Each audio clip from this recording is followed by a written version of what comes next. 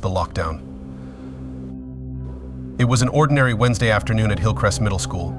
The students were in their final class of the day, eagerly waiting for the last bell to ring so they could go home. The atmosphere was typical for this time of day. Some students focused on their work, while others quietly chatted or stared at the clock, counting down the minutes.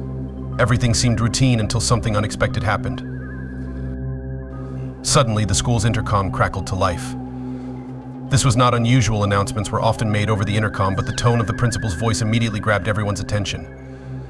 Instead of the usual calm and routine tone, the principal's voice sounded tense and serious. "Attention, students and staff," the principal said. "We are now in lockdown. This is not a drill. Please stay calm and follow lockdown procedures immediately." The classroom fell silent. Lockdown drills were something the students had practiced before, but this time it was different. This was not a drill. The realization that something real and potentially dangerous was happening filled the room with a sudden sense of fear and uncertainty. Mrs. Harper, the math teacher, quickly sprang into action. Without hesitating, she moved to lock the classroom door, ensuring that no one could get in. She then turned off the lights, making the room darker and more secure.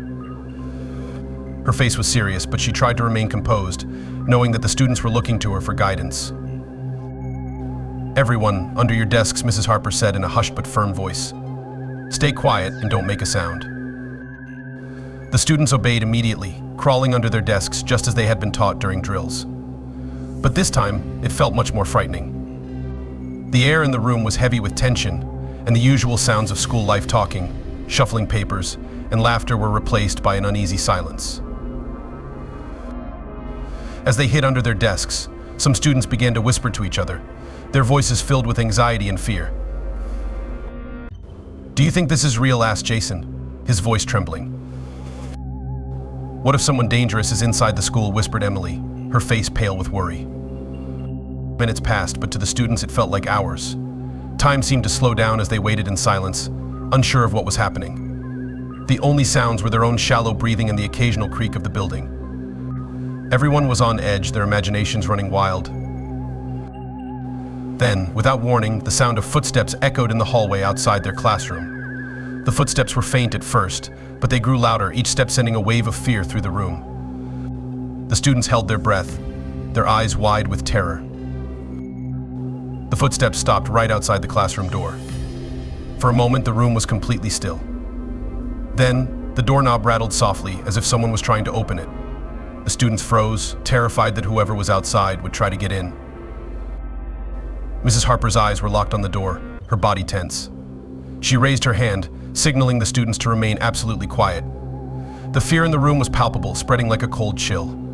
No one moved and no one dared to speak. All they could do was hope that the person outside would go away.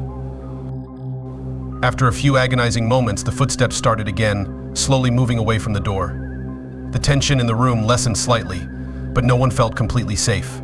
They didn't know who had been outside, and they had no idea what was happening elsewhere in the school.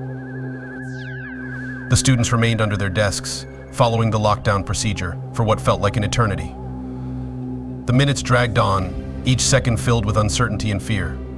Was the danger still present? Were they really safe? Finally, after what seemed like hours, the intercom crackled to life once more. This time, the principal's voice sounded calmer, though still serious. "All clear," the principal said. "The lockdown is over. Thank you for your cooperation." A collective sigh of relief filled the room. The students slowly emerged from their hiding spots, their bodies stiff from sitting under their desks for so long. Mrs. Harper unlocked the door, and light from the hallway streamed back into the room, chasing away some of the lingering fear. Though the lockdown was over, the sense of unease remained.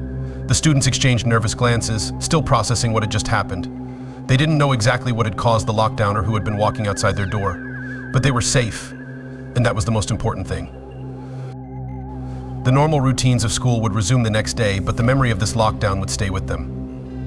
Some students would never forget the sound of the footsteps outside their classroom door or the fear that had gripped them in that moment of uncertainty.